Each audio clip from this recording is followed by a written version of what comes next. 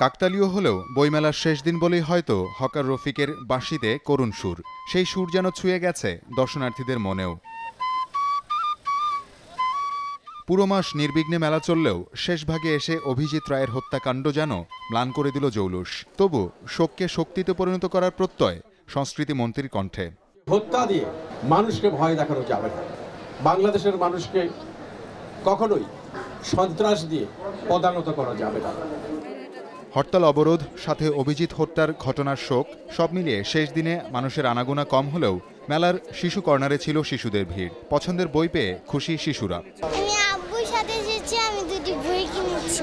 পল্লিমা কিনেছি, ইংরেজি শেখা কিনেছি। মামুনুর সাথে যে পুরো বই মেলা দেখেছি।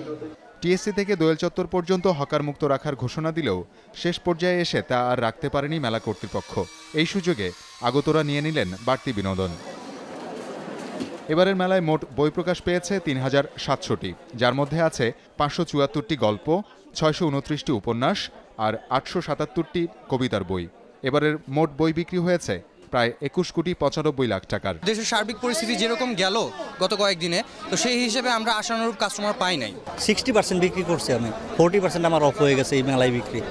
তো একাডেমি যেই তথ্য দিল, এটা আমার বোধগম্য না, কিভাবে এই তথ্য দিল না। এবারের দুর্বলতাগুলো কাটিয়ে আগামী বছর অমর একুশে গ্রন্থমেলাকে সাজানোর প্রত্যয় বাংলা একাডেমির। পুরো এক মাস জুড়ে জাতি, ধর্ম, বর্ণ নির্বিশেষে সব মানুষের মহা এই মিলন মেলার আজ পরিসমাপ্তি। বাংলা একাডেমি চত্বর থেকে যে মেলাটি ছড়িয়ে পড়েছে সোহরাওয়ার্দী উদ্যানেও। বাংলা একাডেমি কর্তৃপক্ষ জানিয়েছে আগামী বছর এই সোহরাওয়ার্দী উদ্যানের স্টলগুলোকে সাজানো হবে নতুনভাবে।